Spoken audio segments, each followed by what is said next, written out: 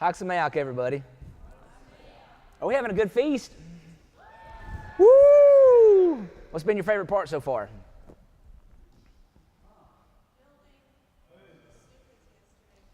Building sukkos with the kids. We've had good food. What else? Catching fish. Y'all don't know this. Hey, everybody that's out there. Ashley caught a whopper. It was this big. It's bigger than her foot. It was huge, but it was catfish, so we couldn't eat it, but still, it was big.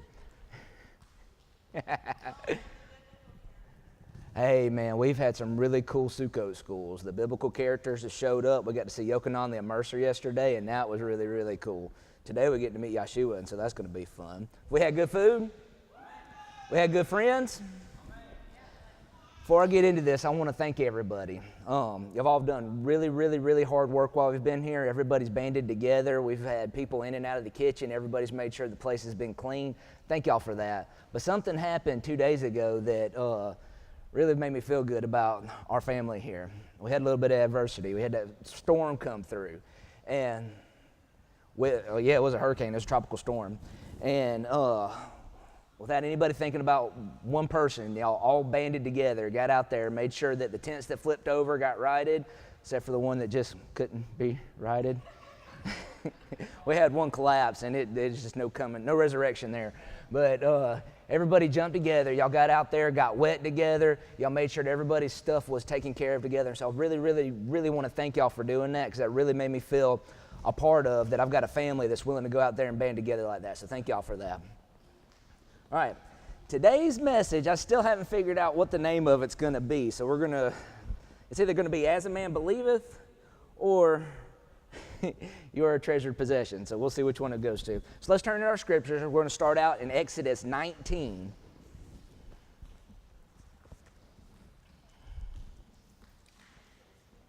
We're going to be in verse 3, and we're going to read 3 through 6.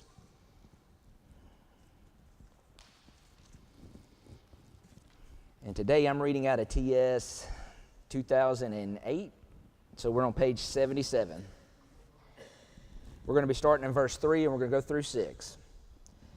And Moshe went up to Elohim, and Yahweh called to him from the mountain, saying, "This is what you are to say to the house of Yaakov, and declare to the children of Yisrael. You have seen what I did to the Mitzrites, and how I bore you on eagle's wings, and brought you to myself. And now, if you diligently obey my voice, and shall guard my covenant, then you shall be my treasured possession above all peoples, for all the earth is mine. And you shall be to me a reign of priests and a set-apart nation. Those are the words which you are to speak to the children of Israel." Y'all, isn't that marvelous? Let that sink in for just a second. All right, so what's happening right here is the children of Israel just came out of the Red Sea. They've just came out of bondage. They're sitting at the foot of Mount Sinai. They haven't yet entered into the covenant. And Yahweh went and he told Moshe, he's like, "This is what I want you to tell the people. This is what I think about them. They are my treasured possession. I'm going to make them, even though I own all the earth, everything's mine, these are the ones that I care about the most. And you go tell them that and make sure they know how valuable they are." Let that sink in for a minute. Can y'all believe that? Let me ask you another question. Do you believe that? Do you believe you're a treasured possession? Are you sure? Let's go to Deuteronomy 14. We're going to read verses 1 through 2.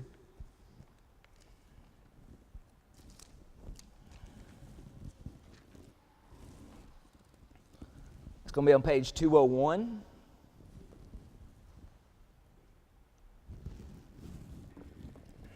He always says this more than once, so I'm going to give you a little bit of it. Deuteronomy 14, 1 through 2.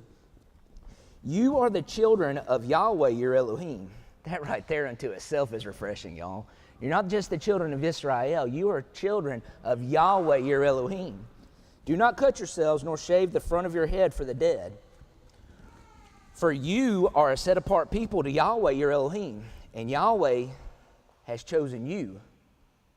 He chose y'all to be a people for himself, a treasured possession above all the peoples who are on the face of the earth. Sometimes we think about, hey, we're the ones seeking after Yahweh, but if you think about it, that's not the case. Yahweh's here, but it's only us that he has chosen to be his people. That's marvelous unto itself.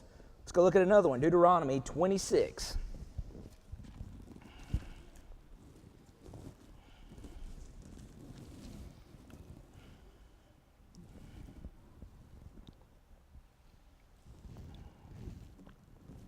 Deuteronomy 26, we're going to be in verses 16 through 19. That's going to be on page 213. Today, Yahweh your Elohim is commanding you to do these laws and right rulings, and you shall guard and do them with all your heart and with all your being. You have today caused Yahweh to proclaim to be your Elohim, and to walk in his ways and guard his laws, and his commands and his right rulings, and to obey his voice. Yahweh was proclaiming that he was going to be our Elohim. Proclaiming has a different connotation than just simply stating. Whenever I think about somebody proclaiming, I think about them doing it with authority and with power and with exuberance, as opposed to just, well, you know, they're going to be my people. I'm going to be their Elohim. That's not what he did right here. He said, we caused him to proclaim to be our Elohim. That means he's excited about it. Verse 18, and Yahweh has caused you to proclaim today to be his people, a treasured possession, as he has spoken to you, and to guard all his commands. He's causing us to be exuberant and to be excited and be happy to be his treasured possession, so as to set you high above all nations which he has made. He's going to make us a praise, y'all. It says for a praise and for a name and for esteem, and for you to be a set-apart people to Yahweh your Elohim, as he has spoken. Yahweh is causing all of us to be able to proclaim those things. That means that he is causing us to know that our self-worth comes from who? From him. He's been saying over and over again that we're his treasured possession. And I asked y'all, do we believe that? Let's look at one more. Let's go to Malachi, chapter 3.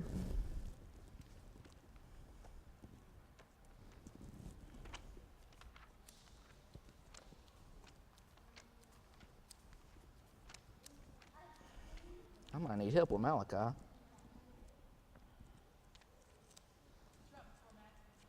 Is it?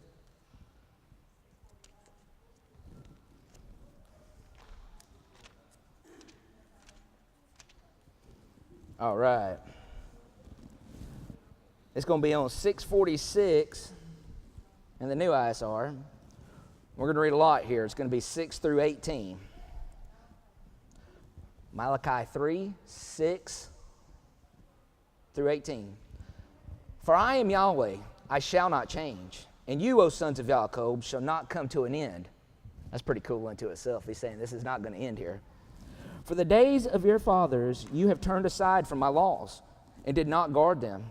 Turn back to me, and I shall turn back to you, said Yahweh of hosts. But you said, and what shall we turn back? Would a man rob Elohim? Yet you are robbing me. But you said, and what have we robbed you? And a tithe and offering. I'm sure y'all are not used to me using this verse the way that's used. Most of the time the plate gets passed right after this. Not the case here. You have cursed me with a curse, for you are robbing me, this nation, all of it. Bring all the tithes into the storehouse, and let there be food in my house. And please prove me in this. I think that's really cool that Yahweh's wanting you to challenge him, because I don't think he'll fail.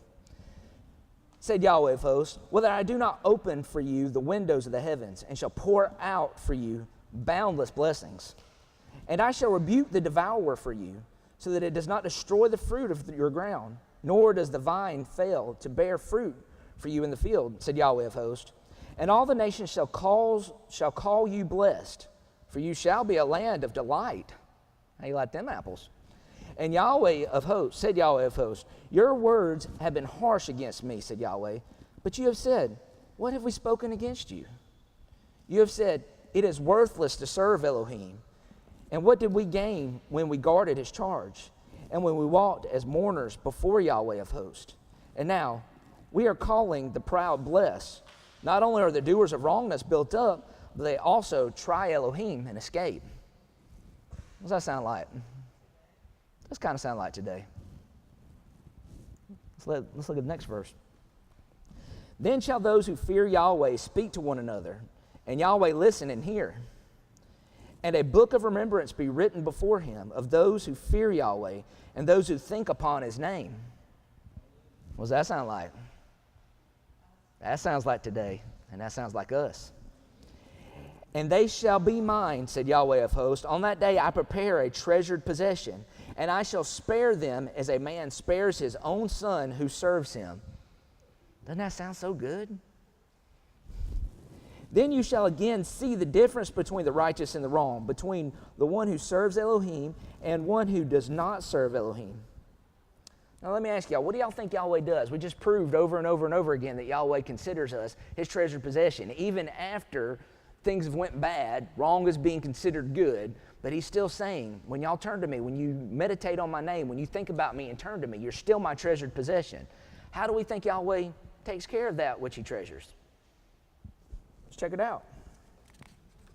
Let's go to Numbers chapter 6.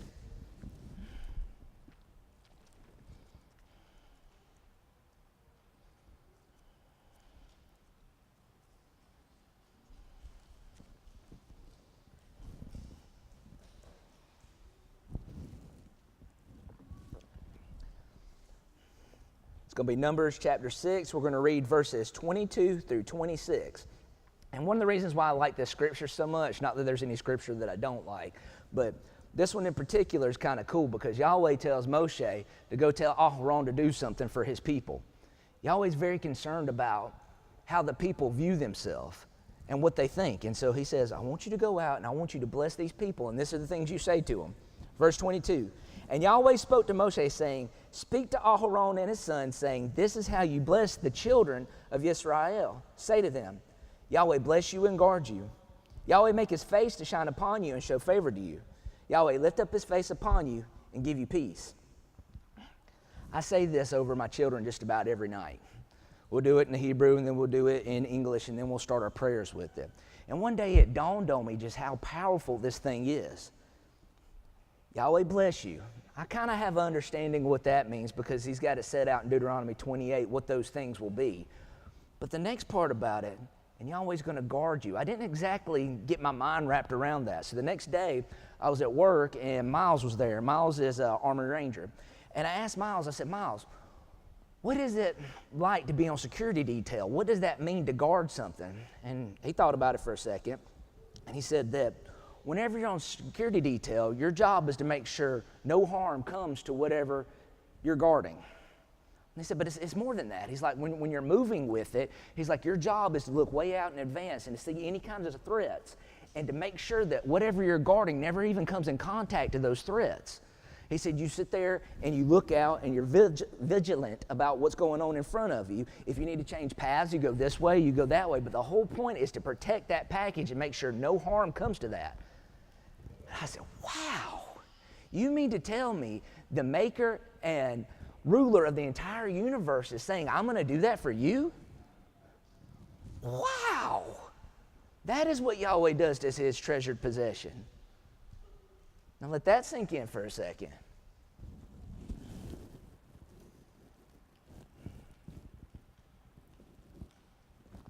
Here's something else that Yahweh says that he will do for his treasured possession. Let's turn over to Jeremiah 29. This is another one of my favorite verses.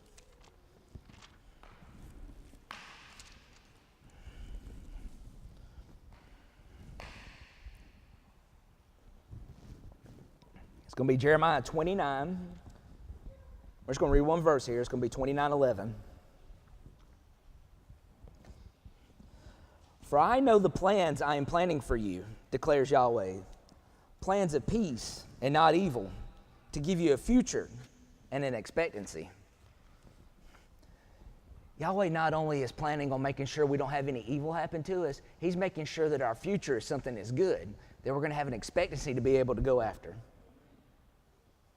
Let's go and read one more verse about Yahweh calling us his treasured possession. Let's go to Deuteronomy 7.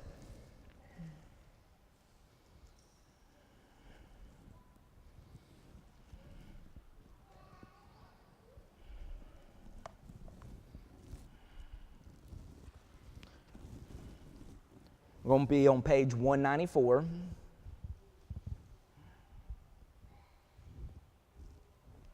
We're going to be reading verses 6 through 19.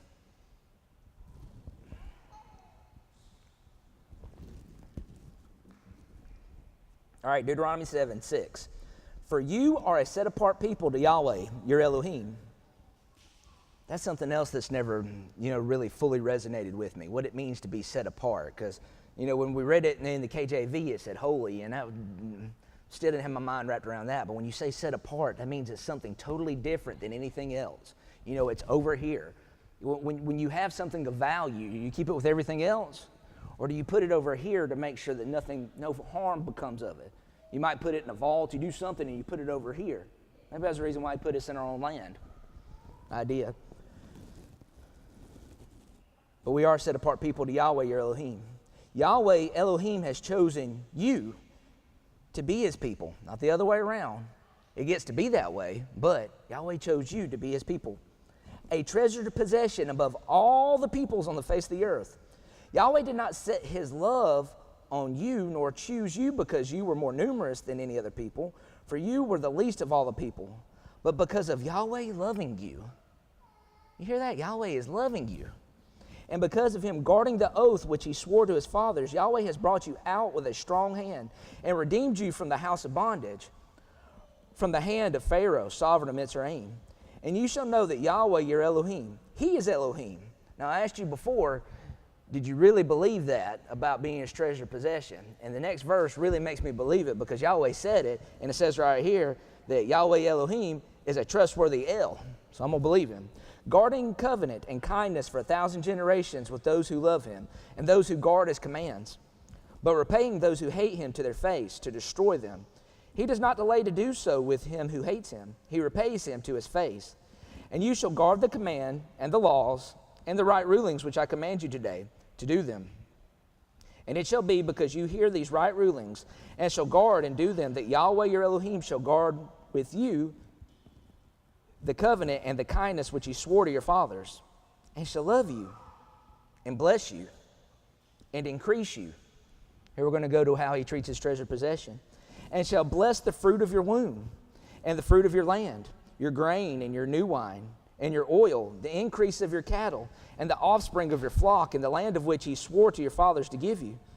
Blessed are you above all peoples, not just some peoples, not just the people that were hanging around, all peoples. There is not going to be a barren man or a barren woman among you or among your livestock. And if y'all can hear it, we got a whole bunch of that going on over here. Just saying, the proof is in the pudding. And Yahweh shall turn away from you all sickness and put on you none of the evil diseases of Mitzrayim, which you have known, but he shall put them on all those who hate you. And you shall consume all the peoples whom Yahweh your Elohim is delivering over to you. Your eyes shall not pardon them, and do not serve their mighty ones, for that is a snare to you. When you say in your heart, these nations are greater than I'm unable to drive them out, do not be afraid of them. Remember well that Yahweh your Elohim did to Pharaoh and to Mitzrayim, the great trials which your eyes saw, and the signs and the wonders, the strong hand and the outstretched arm by which Yahweh your Elohim brought you out. Yahweh your Elohim does so to all the peoples whom you are afraid of. There's two things I want to take from this, other than that he considers us our treasured possession, considers us his treasured possession, that he's guarding us, and that he's going to do all these wonders for us. There's something else that he's saying here. He said, the things that happen in Mitzrayim, I'm going to put them on the people that hate you. And I don't want you to be afraid of them. You're going to go in and knock them out. And Elohim is going to do to all the peoples of whom you are afraid. The reason why I want to bring that up is because I want to ask you a question. If we are truthfully Yahweh's treasured possession, how are we treating that treasured possession?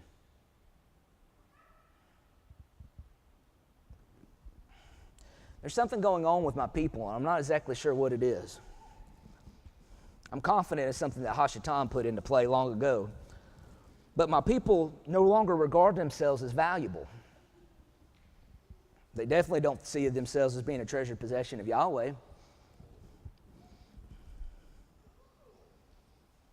When you talk to them and you say, hey, man, you do things that are valuable, oftentimes they automatically put doubt in themselves. So you can say, hey, man, you're great at this. You're a great musician. They'll say, oh, no, somebody's better than me. I really ain't no good at that. Or you can look at them and say, you're a great public speaker. And they'll say, oh, no, man, there's better people that do stuff like that. You can look at people and say, you're artistic. And they'll say, oh, no, man, there's probably better than that. You can look at people and say, you are this. I see this in you. And instead of praising Yahweh that Yahweh put that gift inside of them, they'll automatically belittle and berate that and thus devalue the treasured possession of Yahweh. When I look at my brothers and sisters, I see all kinds of great accomplishments. I see lots of creativity. I see overwhelming measures of potential. Yet it seems we bring the talents of Yahweh that He gave us to naught.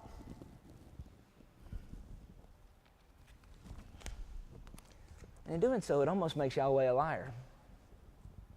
Instead of acknowledging that Yahweh gave us these abilities, we tear ourselves down, we belittle and squander all the gifts that the Almighty took the time to bestow those upon you.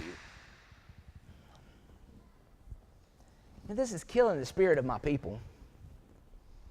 And this should not be. I'm positive this comes from Hashatan. Consider this, all right? So we just read a whole bunch of places where it says that we are a treasured possession, yes? That has a single word there that's used every single time. It is Hebrew in the Strong's Concordance 5459. It's segula. And it means to be wealth, to be a jewel, good, special. It means to be possession, to be property, valued property. However, the KJV has defined it as peculiar every single time. Now, I know why they did that. I left one of the definitions out because one of the things that Strong's and BDB both do is they say it's a peculiar treasure. But I went and I was like, well, I wonder what the heck peculiar means.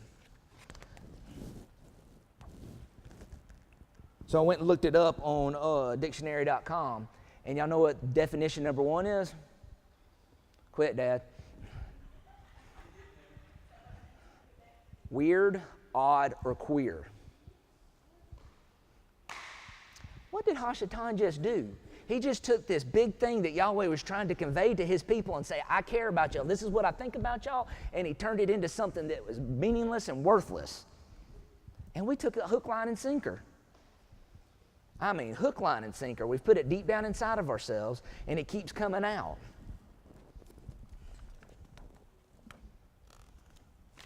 Let's turn to Matthew 15.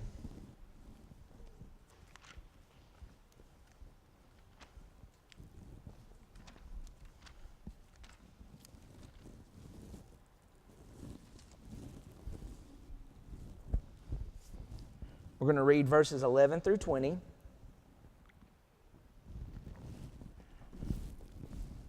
It's going to be on page 936. As I was sitting there doing this, I was thinking about on my inside, and legitimately last night we were playing cards, and I started letting some of this stuff fly inside myself. I started hearing the poor self-talk coming out, and it started coming out of my mouth. And I was sitting by my brothers, and I was like, I can't let that stuff come out of me because I don't want to infect them. And so after that, Yahweh showed me this, and it really made me feel good. It validated me is what it did. Matthew 5, 11 through 20. Not that which goes into the mouth defiles the man. 15, I'm sorry, did I say 5? I'm sorry, we're going to be in Matthew 15, verses 11 through 20, and that's going to be on page 936. Not that which goes into a mouth defiles the man, but that which comes out of the mouth. This defiles the man. Then his taught ones came and said to him, do you know that the Pharisees stumbled when they heard this word? But he answering said, every plant which my heavenly Father has not planted shall be uprooted. Leave them alone. They are blind leaders of the blind. And if the blind leads the blind, both shall fall into the ditch. And Kepha answered and said, explain this parable to us. And Yeshua said, are you still without understanding? Do you not understand that whatever enters into the mouth goes into the stomach and is cast out in the sewer? But what comes out of the mouth comes from the heart. And these defile a man. For out of the heart comes forth wicked reasonings, murders, adulteries, whorings, theft, false witnesses, and slanderers. These defile the man, but to eat with unwashed hands does not defile the man. Now, oftentimes we go to this verse because we're trying to prove our faith about what is clean and what is not clean as far as what we can eat and what we do not eat. And we adhere to the Torah whenever we look at that. But what Yahweh showed me with this is that whenever we're reading about what the things are that defile the man, we often apply those to the people on the outside of us. It's very easy to think about not murdering somebody else and not whoring with somebody else and not having a false witness against somebody else and not slandering somebody else. But this is in our heart, and our heart speaks to ourselves. So it stands to reason that these scriptures right here speak just as much to how we talk to ourselves versus anything else. Let's check out 1 John.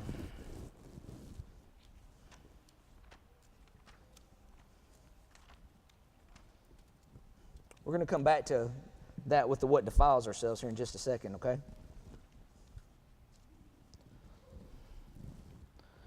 We're going to go to 1 John. That's going to be on page 1191.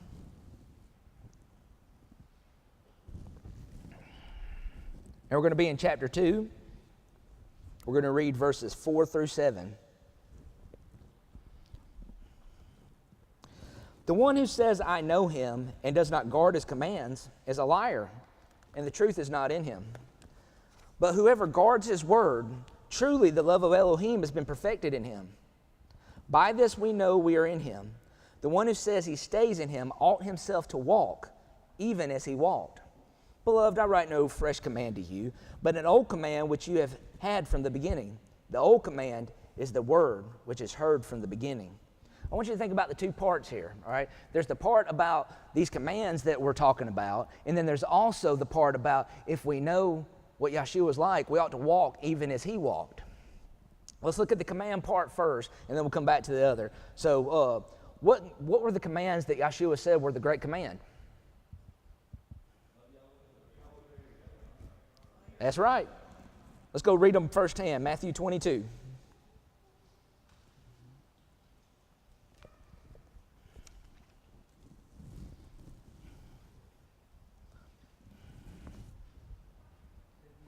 Matthew 22, verses 34 through 40. It's on page 945. But the Pharisees, having heard that he had silenced the Sadducees, were gathered together. And one of them, one learned in the Torah, did question, trying him and saying, Teacher, which is the great command in the Torah? And Yeshua said to him, You shall love Yahweh your Elohim with all your heart and with all your being and with all your mind. This is the first command. And the second is like it. You shall love your neighbor as yourself.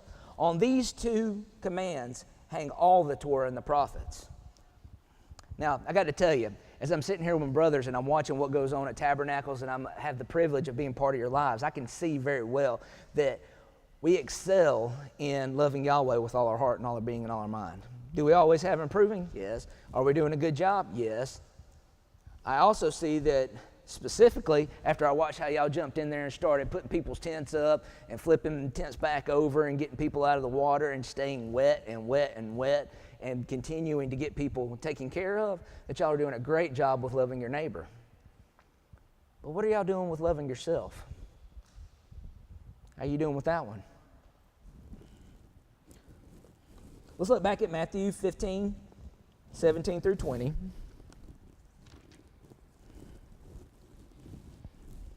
It's going to be on 937.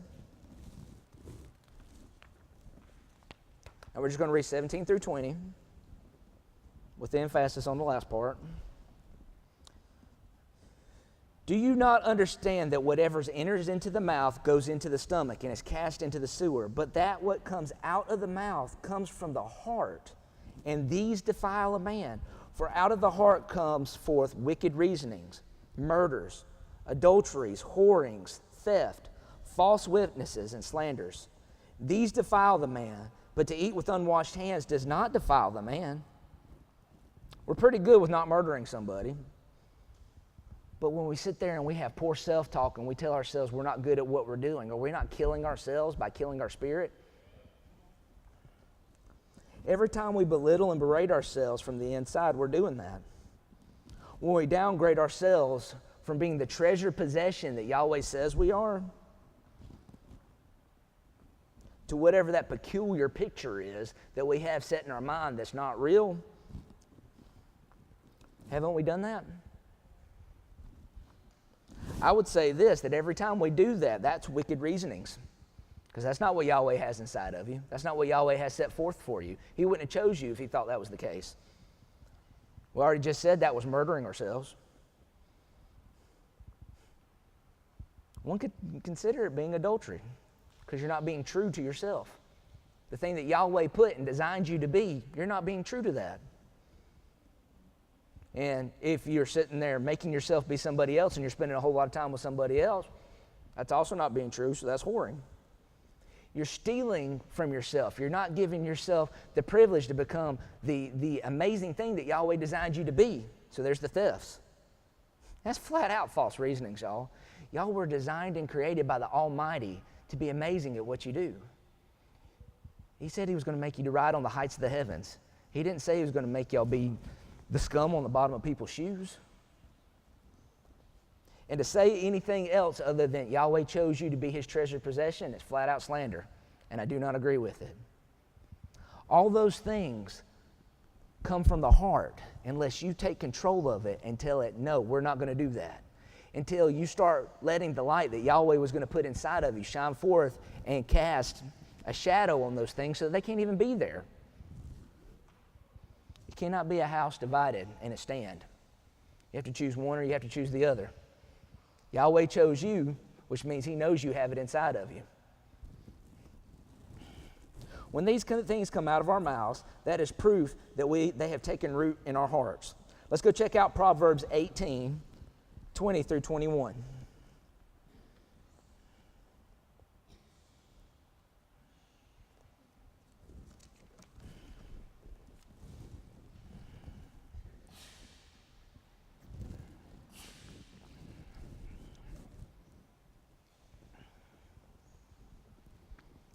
It's going to be on page 745, Proverbs 18, and we're going to read 20 through 21.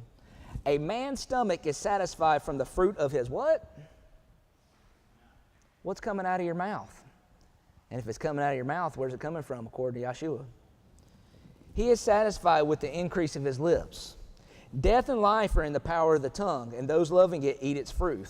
Now, I've heard people say that means you can speak death into existence. Well, that's true. Because you can speak the death of your own spirit, not the ruach that lives inside of you. I'm talking about the spirit that Yahweh put inside of a man and a woman to be the creatures that they designed them to be. You can speak that death into existence by telling yourself you're no good, that you're not worthy of what Yahweh designed you to be. By the same token, by having good self-talk and telling yourself that Yahweh chose me, I am worthy, and I intend to excel at the talents that Yahweh gave me, you can speak life into yourself.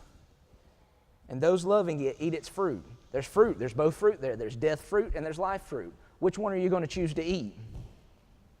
YHWH talked about some fruit. Let's go look at Matthew chapter 7.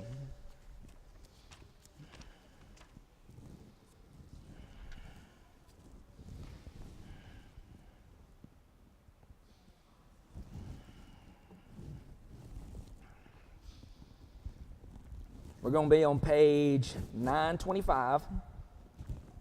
It's going to be Matthew 7, 15 through 20. But beware of the false prophets who come to you in sheep's clothing, but inwardly they are savage wolves. Reckon we could be our own prophets dressed up as savage wolves?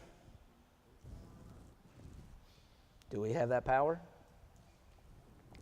By their fruits you shall know them. Are grapes gathered from thorn bushes or figs from thistles?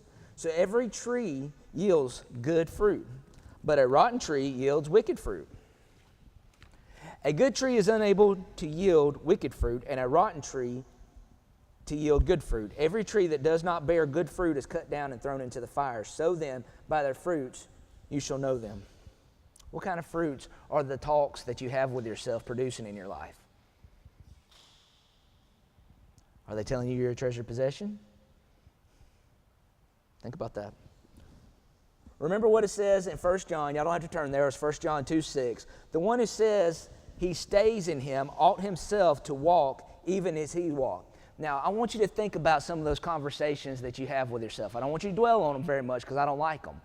But I want you to think about those conversations, and I want you to see if you could imagine Yahshua having some sort of conversation about himself like that.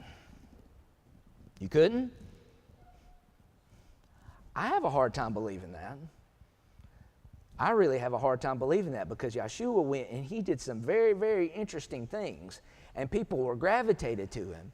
And I got to tell you, whenever you have those wicked reasonings and those things oozing out of you, people don't want to hang around you because they don't want to catch it. Either that or they're worried about it's going to rear up the ones they already got coming out of them anyway. And so they go hiding. Let's go look at Matthew 9 real quick. Go flip over. It's going to be 9:14. We're going to read all the way through 17. It'll be on 9:28.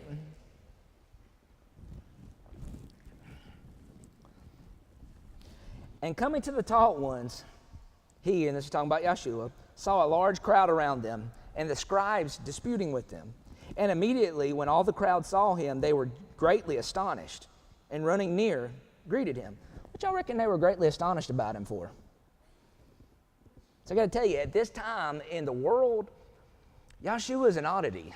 The reason why Yahshua is an oddity is because the children of Israel being occupied by a foreign nation that does not regard them for anything. They don't even care about their lives. They've had them come in and be killed. They've had their babies killed and trampled and all kinds of things by this foreign nation. They have people patrolling up and down their streets. They have a priesthood that is just corrupt as all get out. They have a government system that is corrupt as all get out. They've got their prophets being beheaded just because one of the king's daughters said, hey, you know what, I'd like to have his head on a platter. That's the kind of life these people are living. And you got Yahshua walking around doing things like on the Sermon on the Mount. The very first thing he walked out and he said, blessed are you. Those people were like, what? Blessed are you and blessed are you. And he kept going, blessed are you, blessed are you. I think he did it 7 times in a row to be able to tell the people what their worth was. And so you've got Yahshua walking up, and the people were greatly astonished, and they ran near him because they wanted to be around him. They wanted to be able to find out what this was that he had so that they could get it too. And he asked the scribes, what are you disputing with?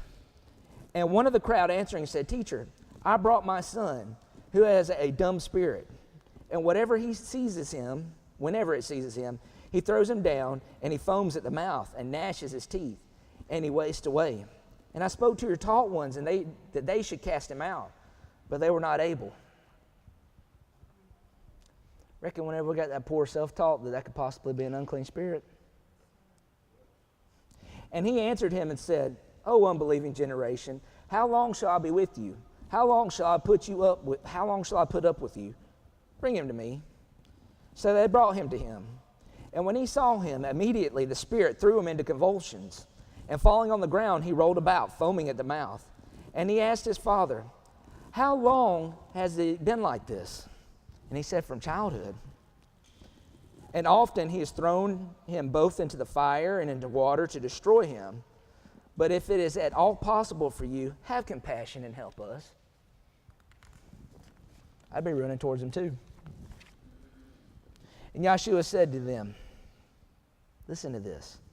If you are able to believe, all is possible to him who believes. And immediately the father of the child cried out and said in tears, I believe, Master, help my unbelief. And when Yahshua saw the crowd came running together, he rebuked the unclean spirit, saying, you deaf and dumb spirit, I order you, come out of him, and never again enter into him. And crying out and convulsing with much, it came out of him, and he became as one dead, so that many said that he was dead. But Yahshua, taking him up by the hand, lifted him up, and he arose. What do you believe about yourself?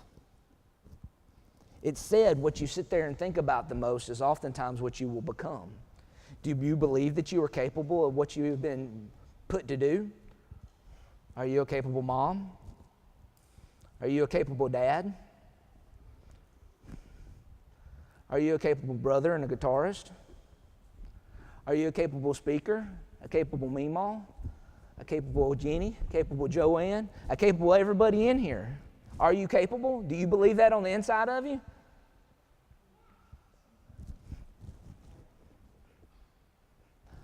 If you don't believe it yet, please do if you have children. For y'all that didn't hear it, my daughter, who's 3 years old, just reached out and said, yes. See, Joey's up here preaching about this like he's never had poor self-talk. Joey just said he'd had poor self-talk last night. But one of the best privileges that I have is to be able to raise up children for Yahweh. And I want to make sure they don't have any unclean spirits on the inside of them telling them they ain't good enough. And so I've spent a lot of time trying to make sure that I tell them that they're beautiful, and that they're strong, and that they're brave, and that they're smart, that they're fast, that they're funny. Seth just slinked down just a little bit because he knew I was talking to him.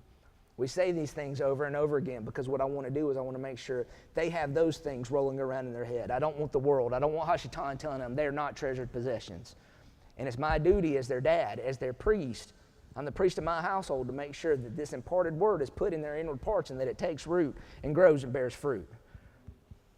Good fruit. If you're having a problem with this, it's easy to do. I promise you it's easy to do. It's not one of those things that it fixes and then it's not there anymore. It's a continual battle, and you have to continually tell yourself, hey, I am a treasured possession of Yahweh. I am good enough. I can do this. Yahweh will strengthen you and help you to overcome. And you have to make sure that you take care of that. Otherwise, that unclean spirit will devour you and throw you into the fire, and you'll be burned up and wasted away.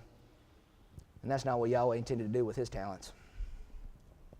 Let's go look at Galatians 6.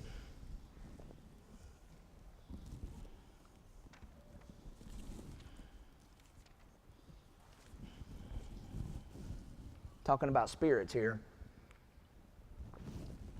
Because for me, I've always thought about spirits as being kind of like an apparition or something that I don't understand. But there is something inside of Yahweh, or inside of us that Yahweh put inside of us that is the spirit of the man. And so we've got two different things there. We've got a spirit that we can either feed towards flesh or we can feed it towards Yahweh's spirit. And let's see what the differences are. Galatians 6, it's going to be 6 through 10. We're going to be on page 1135. And let him who is instructed in the word. Are y'all instructed in the word? Are you? You wouldn't be here if you weren't. I guarantee you, y'all can quote scripture better than most people that I get around. And I'm thankful for y'all because y'all sharpen me and y'all make me be stronger, and I'm grateful for that. But y'all have been instructed in the word. And let him who is instructed in the word share in all that is good with him who is instructing. Do not be led astray. Elohim is not mocked, for whatever a man sows, that he shall also reap. Because he who sows to his own flesh shall reap corruption from the flesh. What does our fleshly thing say about us? But he who sows to the Spirit shall reap everlasting life from the Spirit. Whenever we start telling us the things that Yahweh has said about us, that's when we're sowing those seeds of goodness, those seeds of what Yahweh said about us inside of us. And that's what feeds our spirit. Whenever we start sowing the things that are of the flesh, those are what deteriorate us. And let us not lose heart in doing good. For in due season we shall reap if we do not grow weary. So then, that's another occasion for you to look that, hey, it has to be a continual thing that you tell yourself, hey, I am worthy to be Yahweh's treasured possession. You know why? Because he chose me. So then, as we have occasion, let us do good to all, especially to those who are of the household of the belief. Let's go look and see the difference between, and I thought that's where we're going right then, I got it mixed up in my notes. The differences between what happens with the fruit of the flesh versus the fruit of the Spirit when we sow to those things. Because as you sow, that's what you'll reap. Galatians 5:19 through 23. So just flip over one, or it could be on the same page actually. And the works of the flesh are well known, which are these. These sound like a very similar thing we read earlier. Adultery, whoring, uncleanliness, indecency, idolatry, drug sorcery, hatred. You got to find it in yourself not to hate yourself. Quarrels, jealousies, fits of rage, selfish ambitions, dissensions, factions, envy, murder, drunkenness, wild parties, and the like, of which I forewarn you, even as also I said before, that those who practice such as these shall not inherit the reign of Elohim. And I got to tell you, every single one of those that was just listed are things that are self-destroying. They don't build you up, and they do not allow you to become what Yahweh planned for you to be. 22. But the fruit of the Spirit is love. Love. Maybe love for yourself. Love for what Yahweh designed you to be. Joy. Man, when you can get in line with that and realize that you're going to get to do some great things and do them for the esteem of Yahweh, that'll give you a sparkle like you've never had before. And the peace that comes with it, son, let me tell you. Patience, kindness, goodness, trustworthiness. Guess what? You get to be trustworthy over your own spirit. Gentleness, self-control. Against such there is no Torah, because those are the things that feed your being. These are the things that you get when you walk in the Spirit, not walk in your own flesh. But for some reason, Yahweh designed us to become what we think about most often. So I'm going to challenge you to take control of what it is that you think about most often. Let's look at a proverb to prove that we believe what we become what we think about most often. We're going to be in Proverbs 23.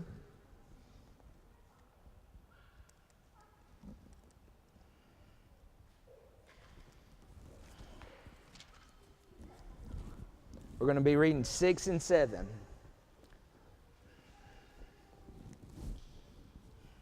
I'm going to read it in the scriptures, and then I'm going to read it in the KJV, because the KJV makes you think about something a little bit different.